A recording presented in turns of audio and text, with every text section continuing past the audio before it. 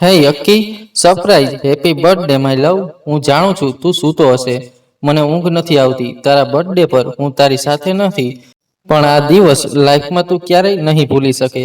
આજે તું શ્વાસ નહીં લઈ શકે એટલી તને ડિસ્ટર્બ કરવાની છું. હા, પહેલું રેકોર્ડિંગ છે. અત્યારે 12 વાગ્યા છે. આવતા 24 કલાકમાં તને દર 3 કલાકે એક સરપ્રાઈઝ ગિફ્ટ મળશે અને સાથે એક રેકોર્ડિંગ. તો સીટ બેલ્ટ બાંધીને તૈયાર થઈ જા. હું તને લોંગ ડ્રાઈવ પર લઈ જાઉં છું. હા હા, તે જ મને કાર શીખવી હતી, યાદ છે. હું એ દિવસો મિસ કરું છું, તને મિસ કરું છું. આઈ નો. હું થોડી સેન્ટી થાઉં છું, પણ સાચે મને તારા વિના નથી ગમતું. તારી ટ્રેનિંગ પૂરી થાય એટલે આપણે જલ્દી જ મળીશું. બહુ બધી વાતો કરવી છે તારા જોડે. તને વહાલ કરવું છે, તને આલિંગન કરીને કલાકો સુધી દરિયા કિનારે બેસવું છે. તારા એ ચુંબનોનો સ્વાદ ફરી માણવો છે. વધુ બોલીશ તો રડી પડીશ અને તે મને રડાવવાની ના પાડી છે, એટલે વધુ નથી બોલતી. ફરી એકવાર હેપી બર્થડે, લવ યુ જાન. અક્ષયે રેકોર્ડિંગ બંધ કર્યું, ફોન બાજુમાં રાખી બેડ પરથી નીચે ઉતર્યો. બાલ્કનીમાં જઈ આળસ મરડી અને બોક્સના ગજવામાંથી સિગરેટ કાઢીને બહારનું દ્રશ્ય નિહાળવા લાગ્યો. આજે તેનો જન્મદિવસ હતો, ખાસ દિવસ. અક્ષયે સિગરેટ સળગાવી એટલે તેનો ડોગી બુજો દોડી આવ્યો અને તેનું બોક્સર પકડીને ખેંચવા લાગ્યો. હા, બુજો, મને ખબર છે એણે સિગરેટ પીવાની ના પાડી છે. એ મેં જ તેને કહ્યું હતું. અક્ષયે નીચે બેસીને બુજોના કાન પાસે હાથ ફેરવ્યો. બુજોએ બે પગ ઊંચા કરીને અક્ષયના હાથમાંથી સિગરેટ પડાવી દીધી. બુજો, હેરાન ના કર. કહ્યું ને આજે જરૂર છે મને, નહીંતર તે જોયો છે મને સિગરેટ પીતા. બુજો તો પણ ના સમજ્યો. સિગરેટને પગ વડે ચૂંદી એ ફરી અક્ષય પાસે આવીને પૂંછડી પટપટાવા લાગ્યો. બુજો, આજે એને મળવા જવાનું છે. આજે સ્પેશિયલ દિવસ છે એટલે હું નર્વસ છું.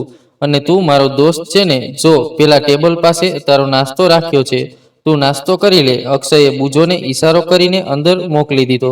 બુજોના ગયા પછી તેણે બીજી સિગરેટ કાઢી સળગાવી. અક્ષયના ગળામાં સિલ્વર ચેઇનમાં એક લોકેટ હતું. તેણે એ લોકેટ ઉતારી હાથમાં લીધી. લોકેટ ખોલી શકાય એવું હાર્ટ શેપનું હતું.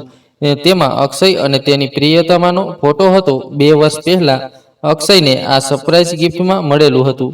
બુજો પણ એ એક સરપ્રાઈઝ ગિફ્ટનો હિસ્સો હતો. અક્ષય તેમાં રહેલા બંનેના ફોટાને જોઈ રહ્યો હતો. તેની પ્રિયતમાએ કહ્યું હતું એ મુજબ હકીકતમાં 2 વર્ષ પહેલાનો આ દિવસ અક્ષય માટે યાદગાર બની રહ્યો હતો. સિગરેટ પૂરી થઈ એટલે અક્ષયે લોકેટને બંધ કર્યું. અંદર આવી બેડની નીચે લોકેટ રાખી એ ફ્રેશ થવા ચાલ્યો ગયો.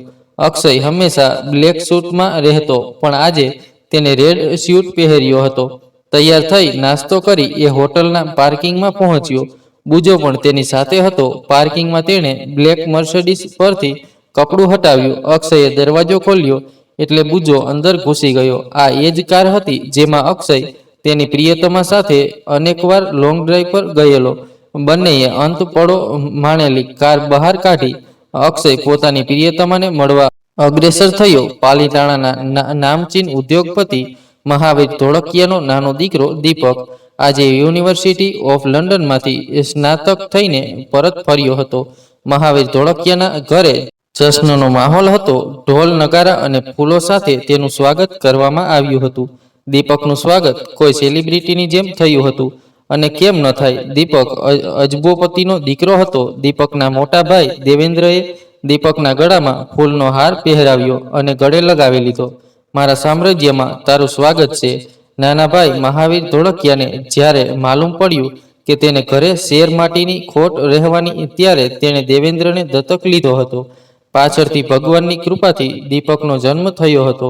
દેવેન્દ્ર પોતાનો દીકરો નહોતો, સાથે તેના સંસ્કાર અને પ્રકૃતિ પણ જુદા તરી આવ્યા હતા. અઢળક રૂપિયાનો માલિક હોવા છતાં એ ગેરમાર્ગે દોરાયો હતો. પિતાની વિરુદ્ધ જઈ તેણે ગેરકાયદેસર રીતે ધંધો શરૂ કર્યો હતો અને ઉદ્યોગકારો પાસેથી રૂપિયા પડાવતો. તેના આવા ધંધાને કારણે મહાવીર ધોળકિયાએ તેને સંપત્તિમાંથી બેદખલ કર્યો હતો. દીપક આ વાત જાણતો નહોતો. દેવેન્દ્ર આ તકનો લાભ ઉઠાવી દીપકને પોતાના જેવો જ બનાવવા ઈચ્છતો હતો. આમ પણ મહાવીર ધોળકિયા હવે ખાટલે પડ્યા હતા, એટલે તે કશું કરી શકવાના નથી એ દેવેન્દ્ર જાણતો હતો. આજથી આ ફ્લેટ તારો. દેવેન્દ્રએ ફ્લેટની ચાવી આપી. નવા દોસ્ત બનાવ, પાર્ટી કર, છોકરીઓ સાથે મજા કર. આ શહેરમાં આપણી સામે આંખ ઊંચી કરી શકે એવું હજી કોઈ જન્મ્યું જ નથી. બધી બાપાની જાગીર જ સમજજે. બહાર બે બાઉન્સર ઊભા છે, એ તારી સાથે રહેશે. તારા માટે બહારથી મંગાવ્યા છે. ચાવી આપી દેવેન્દ્ર જતો રહ્યો. દીપક ફ્રેશ થઈને બહાર આવ્યો. બહાર શોરૂમમાંથી આવેલી નવી વ્હાઇટ ઇનોવા પડી હતી. તેની બાજુમાં છાતી ફૂલાવેલા બ્લેક સૂટમાં બે માણસ ઊભા હતા. દીપકે સિગરેટ સળગાવીને કાર બહાર કાઢી. પાલીતાણામાં દીપકના ઘણા બધા દોસ્ત હતા. એ અહીં જ મોટો થયો હતો. આજે દોસ્તો સાથે તેણે હસ્તગીરી જવાનું નક્કી કર્યું હતું. પાલીતાણાથી 20 કિલોમીટર દૂર શેત્રુંજયની પર્વતમાળાનો એક ડુંગર જે વાદળો સાથે વાતો કરે છે. વાદળો તેની નીચેથી પસાર થાય છે. ચોમાસામાં આ ડુંગર લીલી ચાદર ઓઢી લે છે, ત્યારે સહેલાણીઓ માટે આકર્ષણનું કેન્દ્ર બની જાય છે. થોડા દોસ્તોને સાથે લઈ દીપક હસ્તગીરી પહોંચી ગયો. આજે વધુ પડતી જ હરિયાળી છે. દીપકના એક દોસ્તે છોકરીઓનું એક ટોળું જોઈને કહ્યું, આજે એક ફૂલ તોડવાની ઈચ્છા છે ભગલા. દીપકે સિગરેટ મોંમાં રાખી હથેળી ઘસતા કહ્યું, તારો ભાઈ પાલીતાણાનો ડોન છે. તું જેના પર હાથ રાખે એ તારું થઈ જાય. તારે બસ બગીચામાં જઈને ફૂલ તોડવાનું છે. તમારે કોઈ ફૂલ જોઈતું હોય તો બોલો, હું લેતો આવું. દીપકે આંખ મારીને ઈશારો કર્યો. ના ભાઈ, મારા બાપા ઘરેથી કાઢી મૂકે. ભરતે હસીને કહ્યું, હજી ડરપોક જ છે તું. દીપકે સિગરેટ પગ નીચે દબાવી અને આગળ વધ્યો. દીપકની નજર બ્લેક લેગીસ પર વ્હાઇટ ટોપ પહેરી છોકરી પર હતી. એ તેની સહેલીઓ સાથે હસીને વાતો કરી રહી હતી, એટલે દીપકની ઉત્તેજના વધતી જતી હતી. દીપક તેની પાસે જ પહોંચવા આવ્યો. ત્યાં તેની નજર સામે પાર્ક થતી બ્લેક મર્સડી પર પડી. ગાડી આલીશાન લાગતી હતી. તેને લંડનના આવી કાર જોઈ હતી, પણ અહીં આવી ગાડી જોઈ તેને આશ્ચર્ય થયું. મર્સડીમાંથી રેડ સ્યુટ પહેરેલો એક યુવક ઉતર્યો, જે અક્ષય જ હતો. અક્ષય તેની પ્રિયતમાને મળવા હસ્તગીરી આવ્યો હતો. અક્ષયની સાથે બુજો પણ ઉતર્યો. દીપકે તેના પરથી ધ્યાન હટાવી પેલા ટોળા પર ધ્યાન કેન્દ્રિત કર્યું. હે બ્યુટીફુલ, દીપકે રંગીલા મિજાજમાં કહ્યું. કોઈએ જવાબ ન આપ્યો, એટલે દીપકે ફરી કહ્યું, are you single?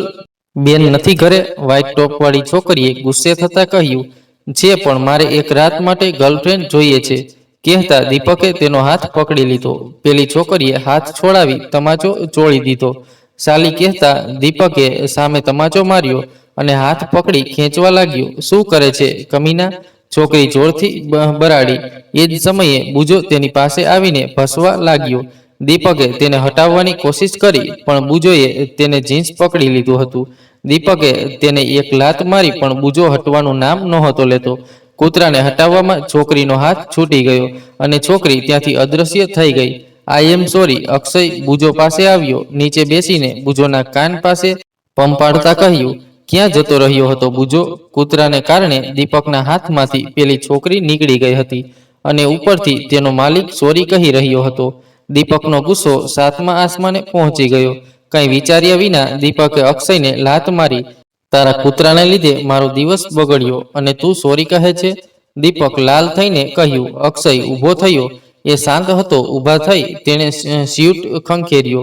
Look mister, હું કોઈ ઝઘડો કરવા નથી ઈચ્છતો. તું શું ઝઘડો કરવાનો છે? દીપક ઉકળ્યો. તેણે અક્ષયના નાક પર મુક્કો માર્યો. અક્ષયને અણધાર્યો હુમલાની કોઈ આશા જ નહોતી.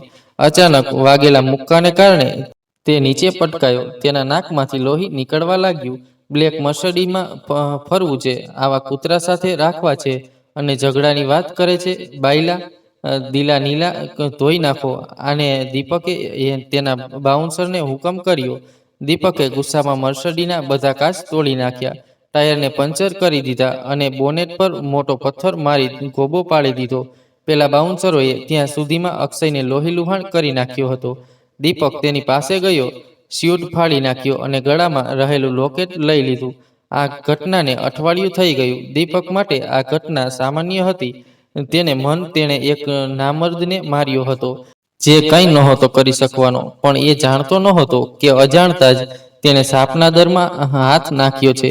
સાપ નહીં, અજગર, જે સેકન્ડના 6થા ભાગમાં તેને ગળી જાય એટલો સક્ષમ હતો.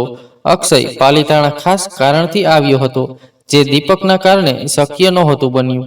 એ એક અઠવાડિયા સુધી દવાખાનામાં દાખલ રહ્યો હતો અને ગઈકાલે જ હોટેલમાં આવ્યો હતો. સવારે આંખો ખોલી અક્ષયે મોબાઈલ હાથમાં લીધો. તેમાં રહેલું તેની પ્રિયતમાએ મોકલેલું બીજું રેકોર્ડિંગ શરૂ કર્યું. કેવું લાગ્યું ડોગી? મને ખબર છે તને તારા દોસ્ત વિના અધૂરું અધૂરું લાગતું હતું, એટલે જ મેં પહેલું સરપ્રાઈઝ આ આપ્યું. આનું નામ પણ બુજો જ રાખજે. પહેલા બુજોને તારાથી દૂર કરવા માટે સોરી. તને એક વાત કહેવી હતી. તને હસવું આવશે. હું ભગવાનના સંકેતમાં નથી માનતી, પણ અત્યારે ઉઠી તો હું ડરી ગઈ. મને ખરાબ સ્વપ્ન આવ્યું હતું. તને મારાથી કોઈ દૂર લઈ જઈ રહ્યું હતું. હું રડતી હતી, પણ ચિંતા ન કરતો. આઈ એમ ફાઇન. હું બજાર ગઈ હતી. ત્યાં મને એક અક્ષયના મોબાઈલની રિંગ વાગી, એટલે રેકોર્ડિંગ અટકી ગયું. અક્ષયે મોબાઈલ હાથમાં લઈ જોયું તો હોટલના મેનેજરનો ફોન હતો. અક્ષયે ફોન રિસીવ કર્યો. એ કોણ હતું એ ખબર પડી ગઈ છે. દાદા, તમે એક કામ બદલ થોડા રૂપિયા કમાવવા ઈચ્છો છો? અક્ષયે પૂછ્યું. મેનેજર ઉંમરલાયક વ્યક્તિ હતો, એટલે બધા એને દાદા કહીને જ બોલાવતા. જી જરૂર, તમે કહેશો એ સમયે હું આવી જઈશ. અક્ષય કયા કામ માટે કહેતો હતો એ મેનેજર જાણતો હતો. હું નામ, એડ્રેસ અને કેટલાક લોકો છે એ માહિતી મોકલી આપું છું. અક્ષયનો ફોન રાખી મેનેજરે દેવેન્દ્રને ફોન જોડ્યો. તારા ભાઈએ અઠવાડિયા પહેલા એક વ્યક્તિને માર્યો હતો. માર્યો હશે. મેં જ એને છૂટ આપી હતી દાદા. દેવેન્દ્રએ ઠાવકાઈથી કહ્યું. કોણ હતું એ ખબર છે? મારાથી મોટો ડોન નથી ને એ? તારા ભાઈએ એકેને માર્યો હતો અને હવે એ તારા ભાઈને શોધે છે. શું શું કહ્યું? દેવેન્દ્રના હોશ ઉડી ગયા. કોઈએ તેના ગળામાં વાટકો ભરીને સિંદૂર રેડી દીધો હોય એવી રીતે તેનો અવાજ દબાઈ ગયો. તેના પગ ધ્રુજવા લાગ્યા હતા. તેના ભાઈએ આ શું કરી નાખ્યું એ તેને નહોતું સમજાતું. સાંભળે છે દેવું? દેવેન્દ્રએ જવાબ ન આપ્યો. એટલે મેનેજરે લહેકો લઈને પૂછ્યું. એને ખબર નથી ને મારો ભાઈ ક્યાં છે? દેવેન્દ્રએ ભય મિશ્રિત અવાજે પૂછ્યું. મેં જ એને તેના ફ્લેટનું સરનામું આપ્યું છે. તું તો જાણે જ છે હું ધંધામાં ખોટું નથી કરતો. તારી સાથે સારો સંબંધ છે, એટલે આગામી ચેતવણી આપું છું. એકે થોડી વારમાં નીકળશે. એ પહેલા તારા ભાઈને જેટલો દૂર મોકલી શકે એટલો દૂર મોકલી દે. એકેની તમને નથી ખબર દાદા? દુનિયાના ગમે એ છેડે એને સંતાડીશ. એકે શોધી જ લેશે.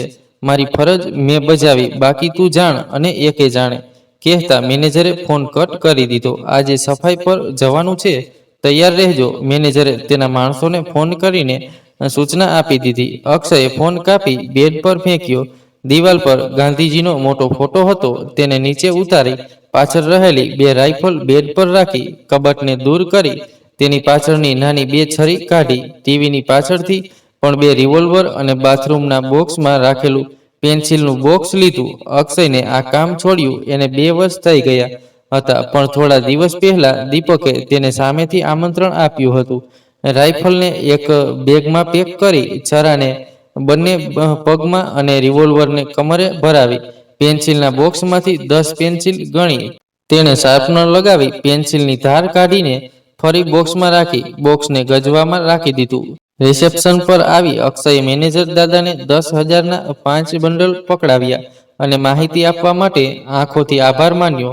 અંદાજે કેટલો કચરો ભેગો કરવાનો છે સર? મેનેજરે વિનમ્રતાથી પૂછ્યું. તમારો ધક્કો ફોગટ નહીં જાય દાદા. કહેતા અક્ષયે બેગ ઉઠાવ્યું અને હોટલ બહાર નીકળી ગયો.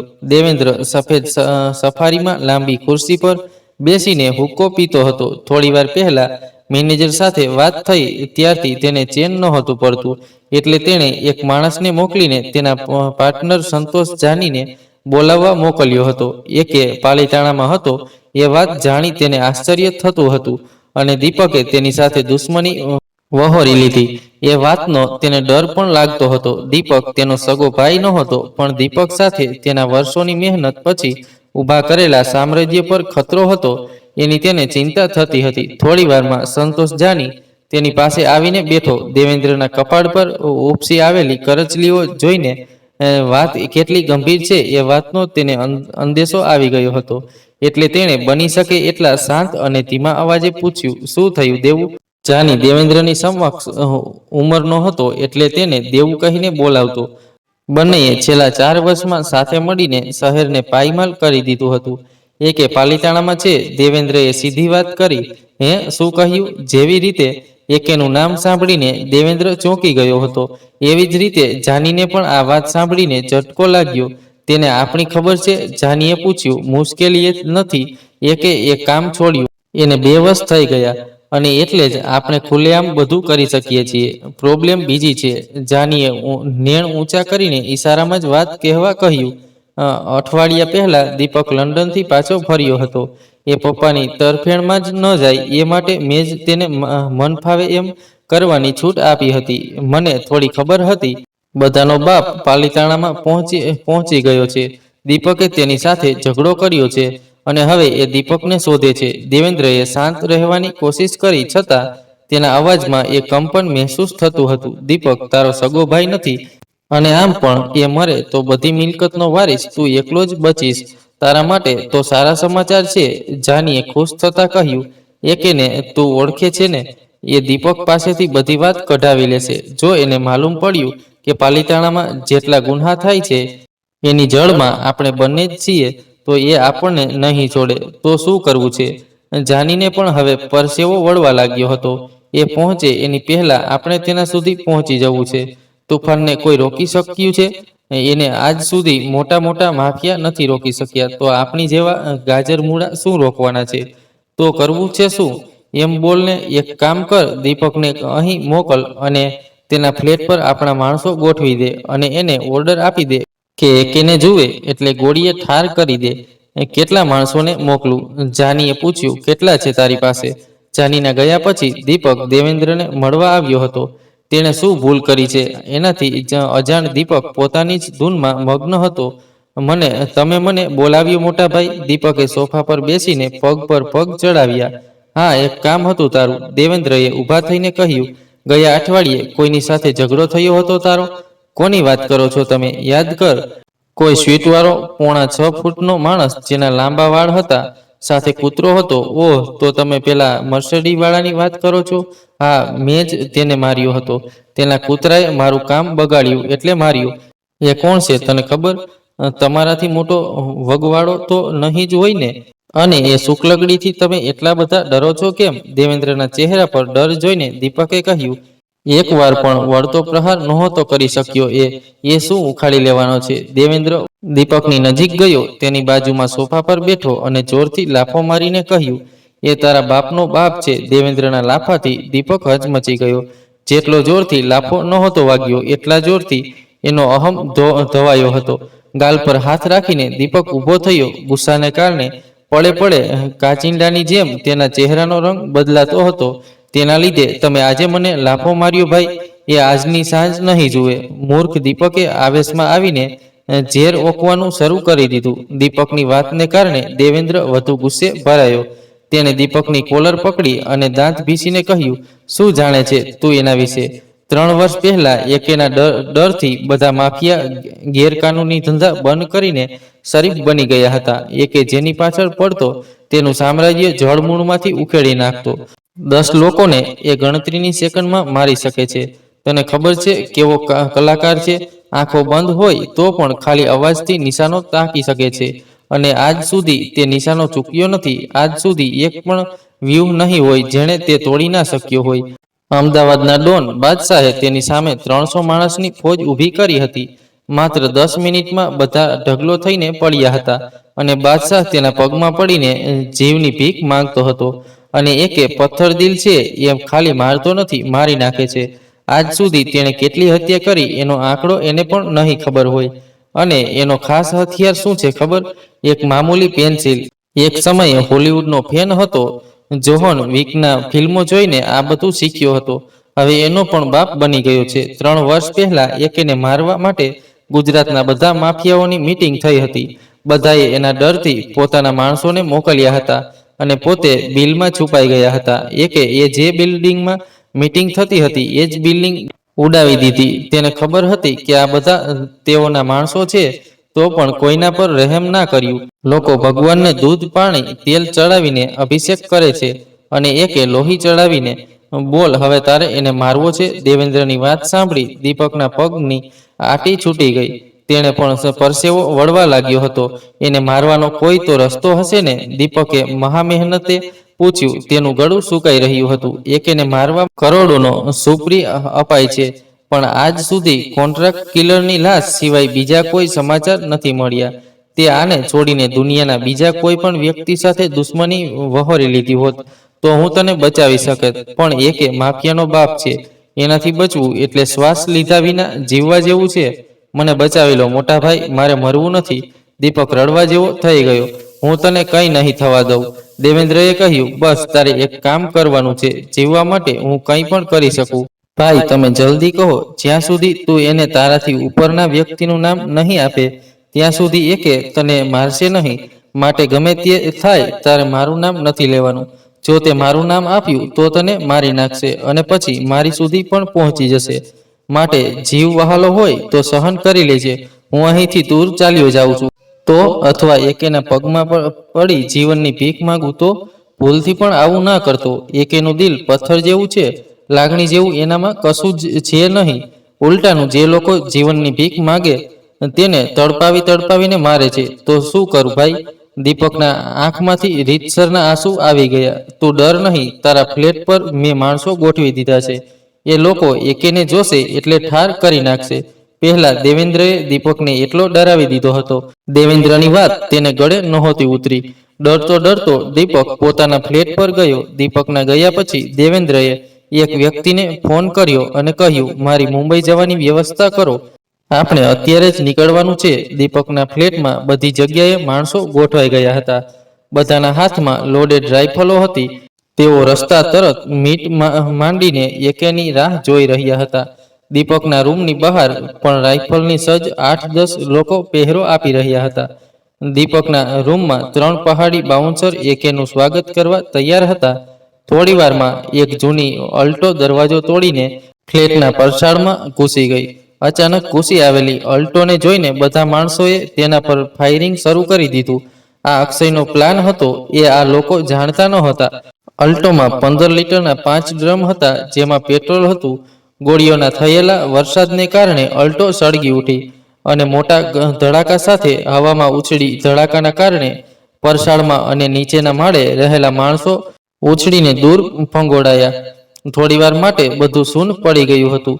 તેઓની સાથે શું થઈ રહ્યું હતું એ તેઓ સમજી શકતા નહોતા. તકનો લાભ ઉઠાવી અક્ષય ફ્લેટમાં ઘૂસી ગયો. બીજો માળ ચડવાના દાદરે એક વ્યક્તિ રાઇફલ લઈને ઊભો હતો.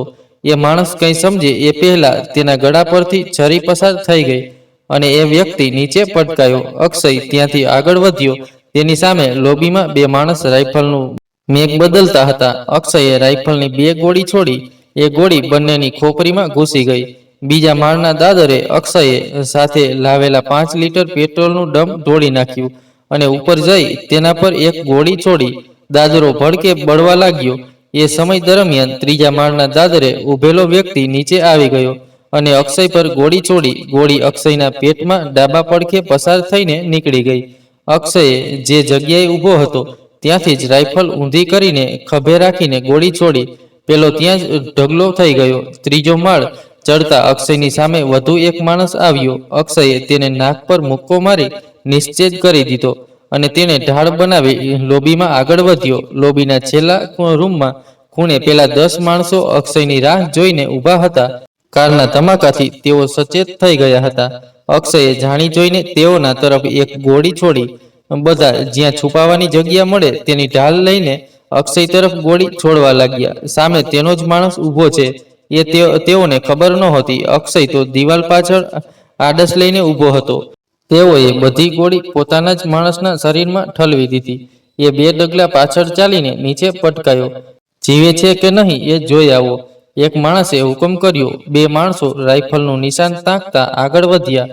હજી એ પેલા માણસ સુધી પહોંચે એ પહેલા જ ડાબી તરફથી 2 ગોળી છૂટી અને બંનેના ભેજામાં ઘૂસી ગઈ. બાકી રહેલા 8 લોકોએ ફરી ફાયરિંગ શરૂ કર્યું. જોતામાં બધાની રાઇફલમાં ગોળી ખૂટી ગઈ. હવે શું કરી શકીશું? એક માણસે ગભરાઈને પૂછ્યું. એ શું એક્શન લે છે એની રાહ જોવા સિવાય કશું નથી કરી શકવાના. એ બંને હજી ચર્ચા કરી રહ્યા હતા. એ દરમિયાન બંનેના ગળા પર એક પ્રહાર થયો. તેઓએ જોયું તો એક પેન્સિલ તેના ગળાની આરપાર થઈ ગઈ હતી.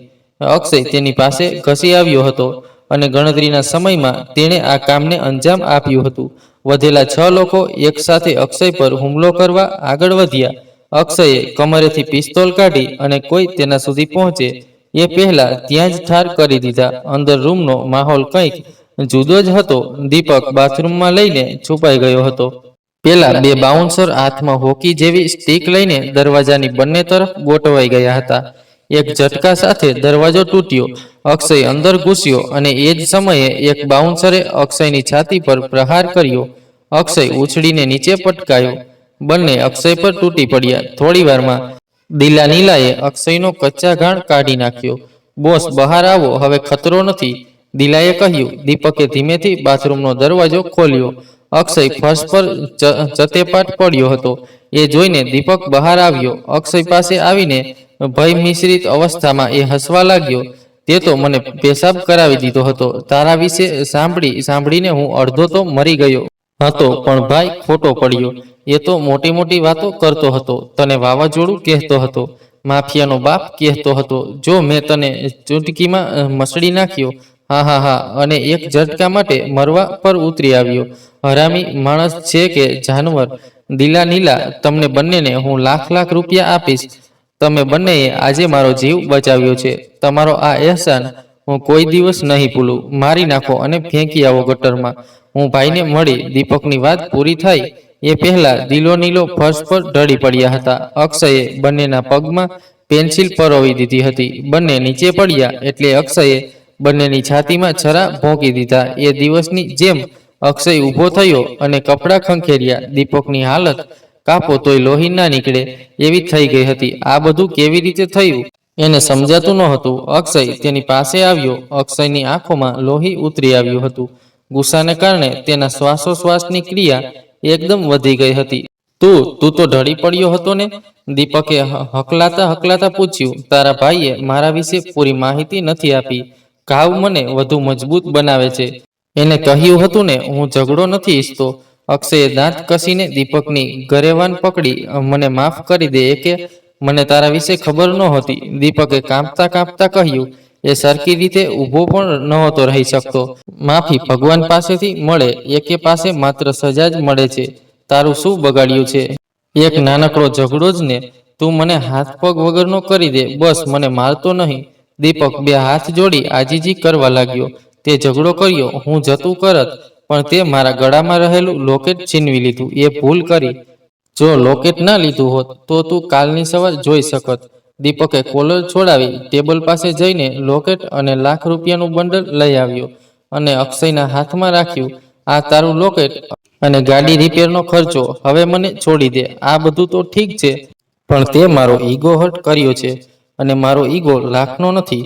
કહેતા અક્ષયે છેલ્લી વખતે પેન્સિલ દીપકની છાતીમાં ડાબી બાજુ પરોવી દીધી. દીપક તરફડિયા મારતો નીચે પડ્યો. એકે સાથે દુશ્મની એટલે મોતને આમંત્રણ. અક્ષયે ગજવામાંથી ફોન કાઢ્યો અને દાદાને જોડ્યો. ડોક્ટરની વ્યવસ્થા થશે? મેનેજરે ફોન રિસીવ કર્યો એટલે અક્ષયે પૂછ્યું. જી, આપણી હોસ્પિટલમાં શ્રેષ્ઠ ડોક્ટરો છે, દાદાએ એ વિનમ્રતા સાથે જવાબ આપ્યો. એકને લઈ આવો અને તમારા માણસોને બોલાવેલો, કહી અક્ષયે ફોન કટ કરી દીધો. સર, તમારા માટે કોલ છે. મેહુલનો પીએ દરવાજો ખોલી અંદર ઘૂસી આવ્યો. મેહુલ જરૂરી મીટિંગમાં હતા. મીટિંગ શરૂ હોય ત્યારે તેને કોઈ ડિસ્ટર્બ કરે એ તેને જરા પણ ના ગમતું. હું મીટિંગમાં છું, થોડીવાર પછી સામેથી કોલ કરશે એમ કહી દો. મેહુલે પ્રોજેક્ટ પર ધ્યાન રાખી જવાબ આપ્યો. એની પાસે એકેની માહિતી છે સર. મેહુલ અટકી ગયા. પ્રોજેક્ટનું રિમોટ ટેબલ પર રાખી એક્સક્યુઝ મી જેન્ટલમેન કહેતા શૂટને વ્યવસ્થિત કરતા મેહુલ દોડીને પીએ પાસે આવ્યા અને ફોન આંચકી લીધો. કોડ મેહુલે પૂછ્યું. 2689 સામેના છેડેથી જવાબ આવ્યો. મિસ્ટર રોહિત, શું સમાચાર છે? સર, એકે પાલિતાણામાં છે, ખબર પાકી છે. મેહુલે ખાતરી કરવા પૂછ્યું. હા સર, સાંજ સુધી એના પર નજર રાખજો, હું આવું છું, કહી મેહુલ ફોન કાપી ને પીએના હાથમાં પકડાવી દીધો. 60 વર્ષના મેહુલના ખરડાઈ ગયેલા ચહેરા પર રહસ્યમય સ્મિત ઉપસી આવ્યું. મેહુલ ફરી ટેબલ પર ગયા અને ટટ્ટાર થઈને કહ્યું. હવે ચિંતા કરવાની જરૂર નથી દોસ્તો, એ આવી રહ્યો છે. આપણો હુકમનો એકો ફરી એકવાર માફિયાઓની રાતની ઊંઘ હરામ કરવા તૈયાર છે. તમે લોકો જઈ શકો છો. અત્યાર સુધી તમે લોકોએ જે મદદ કરી છે એ બદલ તમારો આભાર વ્યક્ત કરું છું. આગળ જરૂર પડશે તો તમને હજી હેરાન કરીશ. અને મેં કહ્યું, એ રીતે બધા પોતાનું ધ્યાન રાખજો. મેહુલે હુકમ કર્યો એટલે બધા ખુરશી પરથી ઊભા થયા અને બહાર નીકળી ગયા. મેહુલે બેલ વગાડી તેના પીએને અંદર બોલાવ્યો. મારી વાત પલ્લવી સાથે કરાવો. પીએ અંદર આવ્યો એટલે મેહુલે હુકમ કર્યો. મેહુલના કહેવાથી પીએ પલ્લવીને ફોન જોડ્યો. પલ્લવી મેહુલની અંગત સલાહકાર હતી. કોઈ પણ નિર્ણય કરતા પહેલા મેહુલ એકવાર પલ્લવીની સલાહ અચૂક લેતો. પલ્લવી બેન લાઈન પર છે. મેહુલનો પીએ ફોન હાથમાં પકડાવી બહાર નીકળી ગયો અને દરવાજો બંધ કરી દીધો. ક્યાં છે મારી દીકરી? મેહુલે વહાલથી પૂછ્યું. તારા માટે ખુશીના સમાચાર છે. તમે જે લોકોને શોધવા મોકલ્યા છે એ જ કામમાં વ્યસ્ત છું. પલ્લવીએ કહ્યું. બોલો ને, શું સમાચાર હતા? એ ક્યાં છે એની ખબર પડી ગઈ છે? ઓહ માય ગોડ, આપણી મહેનત રંગ લાવી.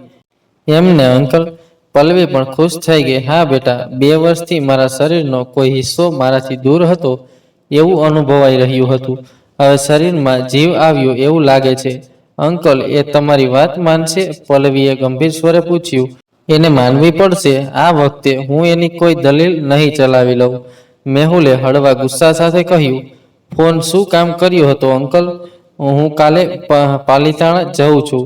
એ પહેલા તારી પાસેથી થોડી સલાહ લેવાની છે. સાંજ સુધીમાં તું આવી શકે તો આપણે વાત કરી લઈએ. સાંજ નહીં અંકલ, અત્યારે જ. દરવાજો ખોલી ફોન નીચે રાખી રૂમમાં પ્રવેશતા પલ્લવીએ કહ્યું. મેહુલ પાછળ ઘૂમ્યા. તેની સામે પલ્લવી ઊભી હતી. તું તો પેલા લોકોને શોધવા ગઈ હતી ને? કામ ધાર્યા કરતા સહેલું હતું. તેઓ આપણું કામ કરવા તૈયાર થઈ ગયા છે. પલ્લવીએ હાથમાં રહેલી ફાઇલ મેહુલ તરફ ધરતા કહ્યું. આ ફાઇલમાં બધી ડિટેલ છે. તમે સ્ટડી કરી લેજો. એ પછી કરીશું. આપણે અક્ષયને પાછો લાવવાનો છે. એ મુદ્દો પર વાત કરવાની છે. મેહુલના ચહેરા પર અચાનક ગંભીરતા છવાઈ ગઈ. હું અક્ષયને ઓળખતી નથી એટલે એ મારી વાત માની જ જાય એવું ના કહી શકું. તમે કહો તો હું તમારી સાથે આવું. પલ્લવીને કહ્યું. તારે તો સાથે આવવાનું જ છે મારી દીકરી, પણ 2 વર્ષ પછી હું તેને જોઈશ. ભાવુક થવાઈ જશે એનો ડર લાગે છે. મને સીઆઈડીની ગુજરાત બ્રાન્ચના વડા પણ ભાવુક થાય છે. એ વાત મને આજે ખબર પડી. પલ્લવી મેહુલના હાથમાં રહેલી ફાઇલ ડ્રોવરમાં રાખી અને અદબવાળી ઊભી રહી. 18 વર્ષનો હતો ત્યારે મળ્યો હતો મને. પછી દીકરા કરતા વિશેષ રાખ્યો હતો. ભાવુક કેમ ના થવાય? તમે એના વખાણ કરતા થાકતા નથી અંકલ. પણ કોણ છે એ? જણાવતા જ નથી. મને કહો ને, કોણ છે અક્ષય? તારે જાણવું જ છે ને એ કોણ છે? મેહુલે કહ્યું. તો સાંભળ. અક્ષય 18 વર્ષનો હતો ત્યારે એક સિગ્નલની બાજુમાં સ્ટન્ટ કરતા મેં તેને જોયો હતો. એ પેન્સિલને શાર્પ કરી 30 ફૂટના અંતરે રાખેલા 5 ઇંચના ગોળ નિશાનની બરોબર વચ્ચે પેન્સિલ ખૂંચવી દેતો હતો. આટલું તો ઠીક હતું, પણ નજર બીજી દિશામાં રાખી રમકડાની અવાજ કરતી ગાડી પર નિશાનો લગાવી એ ગાડીને પર પથ્થર મારી શકતો હતો. એ ગાડીની સાઈડ કેટલી હતી ખબર છે? માત્ર 3 ઇંચની. એ આવું બધું ક્યાંથી શીખ્યો? એ મેં પૂછ્યું તો માલુમ પડ્યું કે તેને હોલિવૂડ ફિલ્મ જોવાનો ગાંડો શોખ હતો. ફિલ્મમાં આવતા સ્ટન્ટ પરથી એ આ બધું શીખતો. મને વિચાર આવ્યો, જો આને યોગ્ય ટ્રેનિંગ આપવામાં આવે તો તેની જિંદગી પણ સુધરે અને સાથે આપણે પણ લાભ થાય. તેને કાબેલ ઓફિસર બનાવવા માટે મેં પર્સનલ સિલેક્શન લેટર દિલ્હી મોકલ્યો. મને એપ્રુવલ મળી ગઈ એટલે મેં તેને મારી નજર નીચે ટ્રેન કર્યો. તેને ટ્રેનિંગ આપતા સમયે મને તેની આવડત વિશે વધુ ખબર પડી. એ માત્ર નિશાન લગાવવામાં જ હોશિયાર નહોતો. તેનો સ્ટેમિના એટલો જોરદાર હતો કે પહેલા જ દિવસે તેણે રનિંગમાં પહેલો નંબર લીધો. સાથી ટ્રેનીઓ કરતાં એ જોતામાં જ અલગ તરી આવતો હતો. તેની આંખોમાં મને જુદો વિશ્વાસ દેખાતો. હું ગમે તેટલો મુશ્કેલ ટાસ્ક આપતો, એ મિનિટની ગણતરીઓમાં ટાસ્ક પૂરો કરી દેતો. તેની મહેનત અને આવડતના કારણે એ યંગેસ્ટર સીઆઈડી ઓફિસર બનવાનો દાવેદાર હતો. તેનો લેટર પણ દિલ્હીથી રવાના થઈ ગયો હતો, પણ મારા મગજમાં કંઈક જુદું ચાલતું હતું. જો એની આવડત મીડિયા કે પબ્લિક સામે એક્સપોઝ થાય તો એ દુશ્મનોની નજરે ચડી જાય. અને તને ખ્યાલ છે, હુકમનો એકો ત્યારે જ રજૂ કરવાનો હોય છે જ્યારે સામે બાદશાહ હોય. મેં તેને અંડરકવર એજન્ટ બનાવી દીધો. ધીમે ધીમે તેને બધા માફિયાઓનો સફાયો કરી નાખ્યો. તેણે હજી સુધી મને નિરાશ નથી કર્યો. આજ દિન સુધી મેં સોંપેલા બધા જ મિશનો તેને સફળતાપૂર્વક પાર પાડ્યા છે. અને મને વિશ્વાસ છે અત્યારે આપણા પર જે મુસીબતના વાદળો ઘેરાયા છે એ અક્ષય જ દૂર કરી શકે છે. એ એટલા કાબેલ એજન્ટ હતા તો તમે એને જવાની મંજૂરી કેમ આપી? પલ્લવીએ પૂછ્યું. એ પણ લાંબી સ્ટોરી છે, આજે નહીં પછી ક્યારેક સંભળાવીશ. મેહુલે કહ્યું. આપણે અત્યારે જ પાલિતાણા જવાનું છે. આપણે ત્યાં પહોંચીએ એ પહેલા અક્ષય ત્યાં જતો રહે એવું હું નથી ઈચ્છતો. અક્ષય સરને મળવા હું પણ ઉતાવળી થાઉં છું. પલ્લવીએ કહ્યું. મારી 1 વર્ષની કારકિર્દીમાં તમારી પાસેથી સરના વખાણ સાંભળીને હું પણ તેઓની ફેન થઈ ગઈ છું. તું આ ફાઇલ લોકરમાં રાખી આવ. ત્યાં સુધીમાં હું મારું એક અગત્યનું કામ પતાવી આવું. સાંજના 7 વાગ્યા હતા. ચોમાસું ધીમે ધીમે વિદાય લઈ રહ્યું હતું.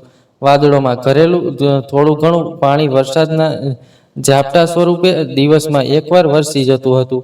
અક્ષય અને બુજો હસ્તગીરીના શિખરે લાંબા પાળી પર બેઠા હતા. વાદળોનો ધુમાડો તેઓની નીચેથી પસાર થતો હતો. એક બાજુ વાદળોનો સ્પર્શ કરી રહેલો શેત્રુંજય પર્વત દેખાઈ રહ્યો હતો તો બીજી બાજુ વિશાળ મેદાનમાં ફેલાયેલી નવા નીરથી ભરેલી શેત્રુંજય નદી દેખાતી હતી. અક્ષય મૌન બનીને આ નજારો જોઈ રહ્યો હતો. અક્ષયને 1 અઠવાડિયા પહેલા પોતાના જન્મદિવસના દિવસે તેની પ્રિયતમાને અહીં મળવાનું હતું. તે દિવસે અક્ષયના મળી શક્યો એટલે આજે તેને મળવા આવ્યો હતો. તેણે મોબાઈલ હાથમાં લઈ ફરી બીજું રેકોર્ડિંગ શરૂ કર્યું. કેવું લાગ્યું ડોગી? મને ખબર છે તને તારા દોસ્ત વિના અધૂરું લાગતું હતું એટલે જ મેં પહેલું સરપ્રાઈઝ આ આપ્યું. આનું નામ પણ બુજો જ રાખજે. પહેલા બુજોને તારાથી દૂર કરવા માટે સોરી. તને એક વાત કહેવી હતી. તને હસવું આવશે. હું ભગવાનના સંકેતમાં માનતી નથી પણ અત્યારે ઉઠી તો હું ડરી ગઈ. મને ખબર સપનું આવ્યું હતું. તને મારાથી કોઈ દૂર લઈ જઈ રહ્યું હતું. હું રડતી હતી પણ ચિંતા ન કરતો. આઈ એમ ફાઇન. હું બજાર ગઈ હતી. ત્યાં મને એક જૈન મુનિ મળ્યા હતા. તેઓની સાથે વાતચીત દરમિયાન મને હસ્તગીરી પર્વત વિશે જાણવા મળ્યું. તેઓ કહેતા હતા કે હસ્તગીરી ગુજરાતનું કુલ્લુ મનાલી છે. મારી ઈચ્છા છે ત્યાં જવાની. મારી ટ્રેનિંગ પૂરી થાય પછી આપણે ત્યાં જઈશું. મેં સાંભળ્યું છે ત્યાં એકાંતની પળો માણવી મજા જ કંઈક અલગ આવે છે. હું એ દિવસે તારો ફેવરિટ ડ્રેસ પહેરીશ. તારું ધ્યાન મારા પરથી હટશે જ નહીં એટલે તું બીજી કોઈને જોડે જોઈ જ નહીં શકે. હા હા સારું, મારે મોડું થાય છે. 3 કલાક પછી નવા સરપ્રાઈઝ માટે તૈયાર રહેજે. Love you. રેકોર્ડિંગ બંધ થઈ ગયું. અક્ષયે છેલ્લીવાર મિનિટથી બંધ કરેલી આંખો ખોલી. આજુબાજુનું વાતાવરણ જેવું હતું તેવું જ હતું પણ અંદરથી અક્ષયની સ્થિતિ વસણી રહી હતી. આજે તેની પ્રિયતમા તેની સાથે નહોતી. અક્ષય દર વર્ષે પોતાના જન્મદિવસના દિવસે અહીં આવતો અને બધા રેકોર્ડિંગ સાંભળતો. તેની પ્રિયતમા તેની પાસે જ બેઠી છે એવું અનુભવતો અને સાંજે ભારે હૈયે ચાલ્યો જતો. આજે પણ અક્ષય એ જ કરવા આવ્યો હતો. ભલે એ તેની સાથે નહોતી પણ તેણીનો સ્પર્શ અક્ષય મહેસૂસ કરી શકતો હતો. અક્ષયે ત્રીજું રેકોર્ડિંગ શરૂ કર્યું. લોકેટ ગળામાંથી કાઢી હાથમાં લીધું અને ફરી આંખો બંધ કરી. લોકેટ પસંદ આવ્યું? તને યાદ છે 3 મહિના પહેલા હું કચ્છ ગઈ હતી. હું આખો દિવસ અંજારની બજારમાં ભટકી ત્યારે મને આ લોકેટ મળ્યું છે. ત્યારે પણ તને મારી યાદ આવે ત્યારે લોકેટ હાથમાં લઈ મને યાદ કરજે. હું તારી સાથે જ મળીશ. આ રેકોર્ડિંગમાં મારે તને થેન્ક યુ કહેવું છે. મારી રંગવિહીન જિંદગીમાં તે આટલા રંગો પૂરી દીધા. તું મારી લાઈફમાં આવ્યો પછી જ હું જીવતા શીખી છું. એ પહેલાં તો હું આ અરમાન વિનાની જિંદગીમાં બધા પર બોજો બનીને જીવતી હતી. મારા માટે તે તારું નામ અને કામ છોડી દીધું. હું એ કોઈ દિવસ નહીં ભૂલી શકું. I love you Akki. I love you so much. અક્ષયની પ્રિયતમાએ રડતા રડતા રેકોર્ડિંગ બંધ કરી દીધું હતું. અહીં રેકોર્ડિંગ પૂરું થતાં અક્ષયની આંખોમાંથી પણ શ્વેત બિંદુ સરી પડ્યા. પ્રિયતમા વિનાની લાઈફ અક્ષયને અધૂરી લાગવા લાગી. અક્ષયને પાણી પરથી કૂદીને એક પળમાં પોતાની પ્રિયતમા પાસે પહોંચી જવાનું મન થયું. એણે કદાચ એવું કરી પણ લીધું હોત પણ તેને એનું છેલ્લું રેકોર્ડિંગ યાદ આવ્યું જેમાં તેને અક્ષયને નવી જિંદગી જીવવાનો રસ્તો બતાવ્યો હતો. અક્ષયે આંસુ લૂછ્યા. પાણી પરથી નીચે ઉતરી કાર તરફ આગળ વધ્યો. બુજો પણ અક્ષય પાછળ પાછળ આવ્યો. અક્ષય કાર સુધી પહોંચે એ પહેલા તેની પાસે 3 બ્લેક કાર આવીને ઊભી રહી. પહેલી અને છેલ્લી કારના દરવાજા ખુલ્યા. એ લોકોને જોતા વચ્ચેની કારમાં કોણ છે એ અક્ષયની ખબર પડી ગઈ. થોડી વાર પછી વચ્ચેની કારમાંથી બ્લેક સ્યુટમાં મેહુલ નીચે ઉતર્યો. બીજા દરવાજેથી પલ્લવી ઉતરી. બંને ચાલીને અક્ષય પાસે આવ્યા. મેં કહ્યું હતું ને એક દિવસ તને શોધી લઈશ. મેહુલે અક્ષયના ખભા પર હાથ મૂકી સ્મિત કર્યું. મેં પણ કહ્યું હતું મને શોધવાનો અર્થ નહીં રહે. અક્ષયે કહ્યું તે મને એક પ્રોમિસ આપેલું જ્યારે હું તને શોધી લઈશ ત્યારે હું કહું એમ એ કામ તું કરી આપીશ. તે જ કહ્યું હતું ને કે જ્યારે મારા સિવાય કોઈ મિશનને અંજામ ન આપી શકે ત્યારે જ મને શોધવા નીકળજો. આજે એ મિશન તને સોંપવા આવ્યો છું. હું હવે એ લાઈફથી દૂર આવી ગયો છું સર. હું હવે પહેલા જેવો નથી રહ્યો. આઈ નો તું હવે પહેલા જેવો નથી રહ્યો, બલકે પહેલા કરતાં પણ વધુ ખૂંખાર બની ગયો છે. મેહુલે ફરી સ્મિત કર્યું. મારે તારી જરૂર છે એકે તો 2 વર્ષ પહેલા જ મરી ચૂક્યો છે. હવે માત્ર અક્ષય જીવતો છે મારા માટે. તો તું જ હજી એ જ એકે છે જેને મેં પહેલું મિશન સોંપ્યું ત્યારે આ નામ આપ્યું હતું. તારા અંદરના અક્ષયને થોડા દિવસ માટે આરામ આપ અને ચાલ મારી સાથે. Nice doggy. તો હવે તું ફરી પેટ રાખવા લાગ્યો? મેહુલે કહ્યું. શું નામ છે એનું? બુજો. અક્ષયે કહ્યું. ઓહ. મેહુલનો ચહેરો ગંભીર થઈ ગયો. ફરી એ જ તું આવી રીતે કરતો રહીશ તો ભૂતકાળમાં જ રચ્યો પચ્યો રહીશ. ભૂતકાળને યાદ કરવાનો હોય, તેમાં ના જીવવાનું હોય. મારા ભૂતકાળની અસર તમારા મિશન પર નહીં પડે. તો તું તૈયાર છે ને એમ ને? મેહુલે કહ્યું. તારી પાસે એ જ આશા હતી. બાય ધ વે, આ પલ્લવી છે મારી સલાહકાર. મેહુલ પોતાનો ચહેરો અક્ષયના કાન પાસે લઈ ગયા. સિંગલ છે હજી?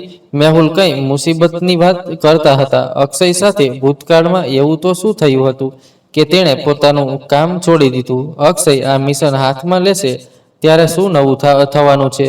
જાણવા ચેનલ સબસ્ક્રાઇબ કરો. સ્ટોરી કેવી લાગી એ જરૂર જણાવો.